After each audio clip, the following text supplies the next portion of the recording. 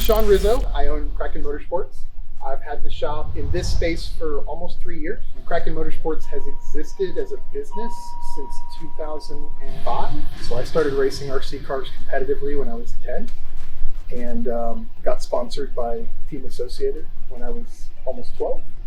Spent about a year on the RC car circuit building and racing RC cars. And to be real honest, it's funny, people laugh, but I probably learned more about suspension setup racing RC cars than I could have out of any book. You know, they have suspensions that are very similar to cars in terms of progressive dampening and rebound and jounce and spring rates and all that sort of stuff. So I found an old shifter cart frame at a garage sale out where I live. My dad helped me out with a little bit of money to get the motor and get the tranny rebuilt, the little shifter box, dog box rebuilt, and so I started racing that. And yeah, I turned 16, got my first real car, and kind of never looked back. What was that first real car? Well, my first car, my dad told me that he would buy me my first car, right? Okay. So I had to have, you know, grades and all that kind of stuff. Sure. He said, when you turn 16, I will buy you one car. That's all you get, right? So he came to me one day and he said, hey, I've got a proposition for you. He said, instead of a, you know, $6,000, $7,000 used car, I'll buy you a brand new car if you get a truck that can pull the boat. Okay. So dual purpose, right? I'll buy you a car if I can use it to pull my boat. Exactly. So I'm thinking,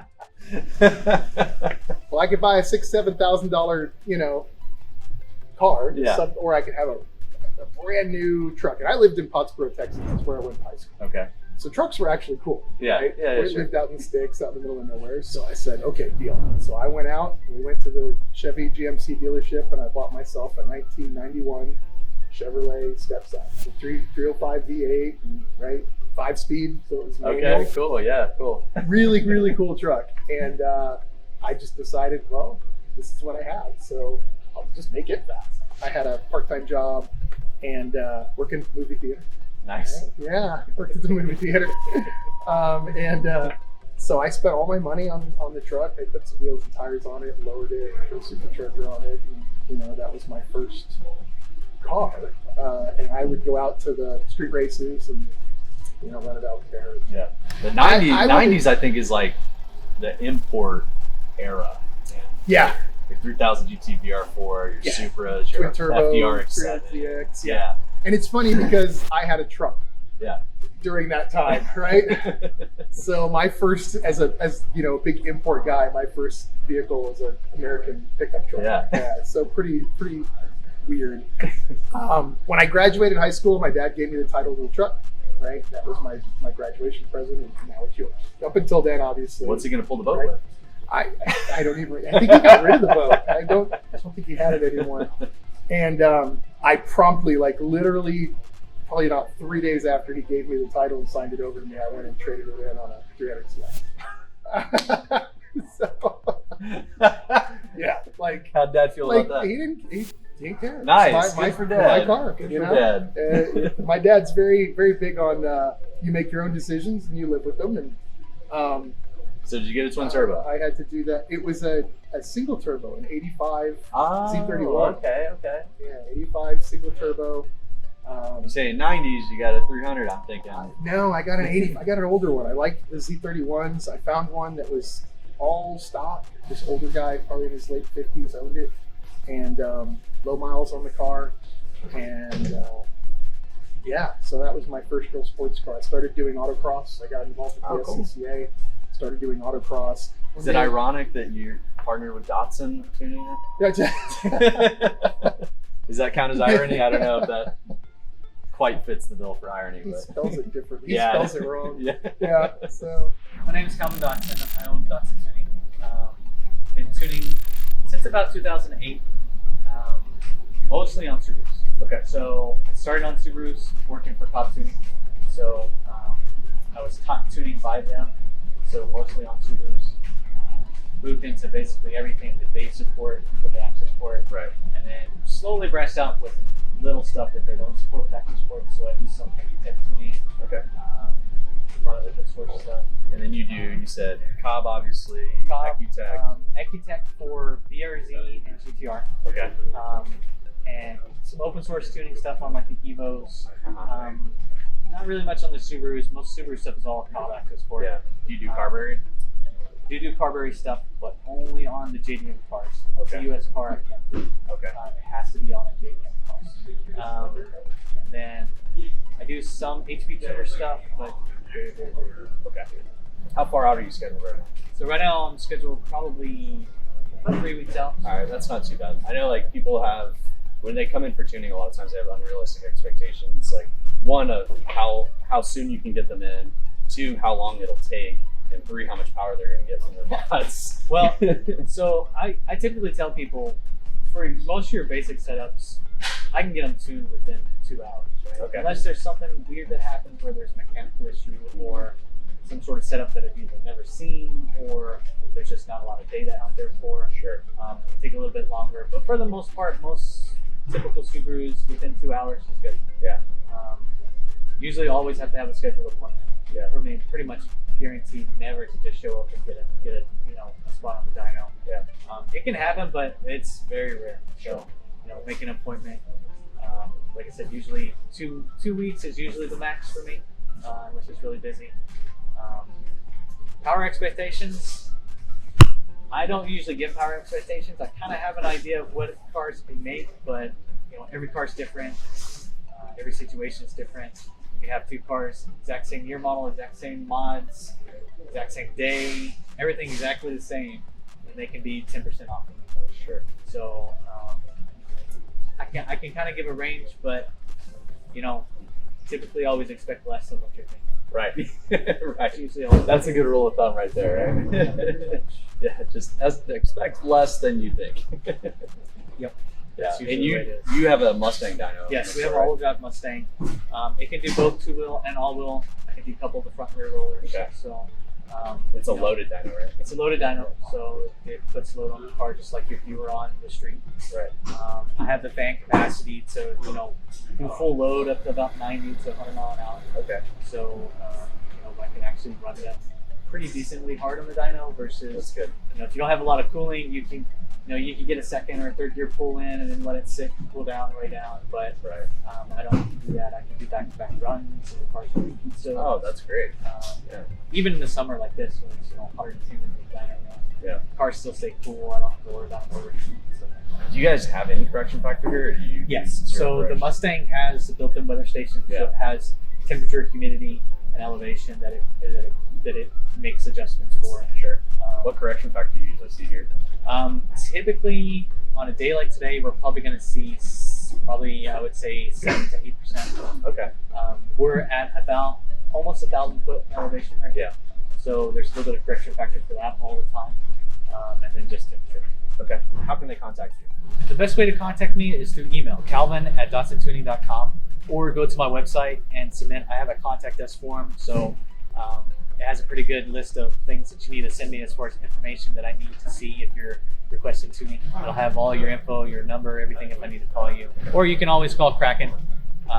They can always get a hold of me. They can make tuning schedules for me. Or if you've been tuned by one of the other shops that I tune at, just contact with them directly is the best way. So now I'm in college and I'm trying to, I'm working full time and going to school, and there's just no money left to spend on the car. So I would autocross a couple of times a year. It was super cheap to do. Yeah. But yeah, for the 3-4 years I was in college, that was the dark times. Right? Those are the dark There days. was no. Cue sorry, sad music here.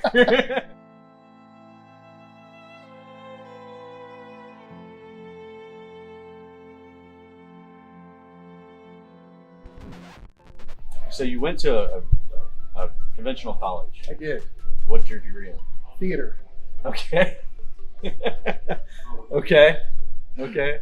Of all the things you could have said there, theater was not. Yeah, technical theater. I was a lighting designer. Okay. Yeah, so while I was in school, that's what I studied, and I did some acting. You have to, Yeah. to be a theater I did some acting, and so there's a lot of really great videos and pictures out there of me on stage. It's a little embarrassing, but We'll look for some of those. and after I got out of school, I went to summer stock. I toured with Minnesota Opera Company. I toured with Boston, Van Halen very briefly, Disney. I got an opportunity or offer to go on tour with Rent, and my wife, who, well, obviously not my wife at the time, but we had reconnected. I've known her since we were 11. Oh, nice. That's cool. Yesterday, or the 25th, was our 33rd anniversary of when we met. Congratulations. We've known That's each other cool. 33 years, and we've been best friends the whole time. We had reconnected, and she wanted to give it a go, wanted to move out here and really, kind of give this a chance and have a real relationship for a change. And so I was like, okay. So I had to turn down the tour because you can't be gone 11 months out of the year and have a relationship. Yeah. You're married, So I had to figure out what I was going to do with my life.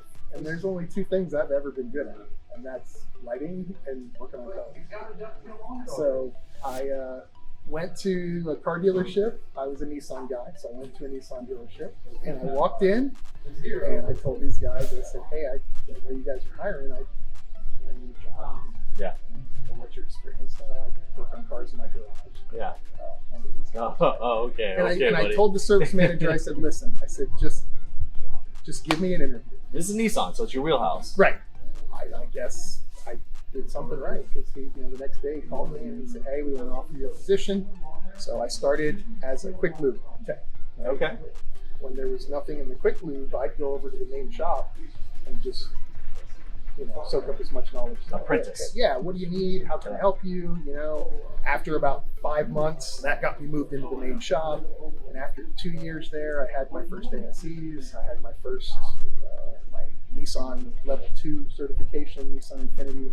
So you had a truck that you raced. Yes. You diverged off of that, traded it in, got the Nissan to race. And then got your college degree, was touring, and then you're on that track, which could have taken you God knows where. Yeah. And then you just bailed. jumped off of that Just bailed. for a girl. Yeah. Well, for the girl. Not just a girl. Perfect. For the Perfect. girl. Perfect. Yeah. She never pushes me one way or another. She just forces me to make a decision. And then whatever I decide, she supports. Where did Subaru happen? So, Because right now you're a Chevy, you're a Nissan. So when I got back off a tour, I got my Z out of storage. And of course, by this point, is the car's super old. Yeah. I have raced the living piss out of it. Still better than an EJ. Yeah, it was. So I sold it. I was like, well, I'm going to be working on cars and that sort of thing. So I went out and I said, I'm going to get a truck. I had my eye on a Miata track car that I wanted to buy. SCCA road racing. Yeah, so I was like, I'll get a truck. That way I can tow the car to events and that sort of thing. And that was kind of my plan. So I went out and bought this brand new Dodge Dakota, like brand spanking new. This truck is the biggest piece of crap. I owned this truck for 9 months. It was in the shop for 6.5 of them. Across the street from the Dodge dealership was a CarMax. Uh-huh. And so I drove out of the Dodge dealership straight into the CarMax. One of the salespeople came up and said, can I help you? And I handed him the key to the truck. And I said, I don't care what I leave here in, as long as it is not that truck. And he said, I have 2 cars, or 3 cars. The first one was a Ford Taurus.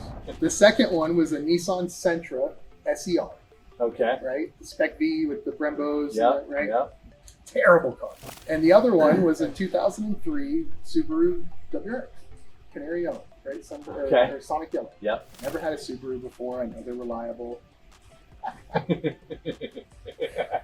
And so I bought the WRX, and and the rest is history. I still have it. That's my, Oh, really? Yeah, my Bug-Eye, my wide body Bug-Eye is that same car. I've had it since '03. Oh wow. 2 years later, I was at an autocross event, racing the Bug-Eye, and this guy walked up to me and started talking to me about the car.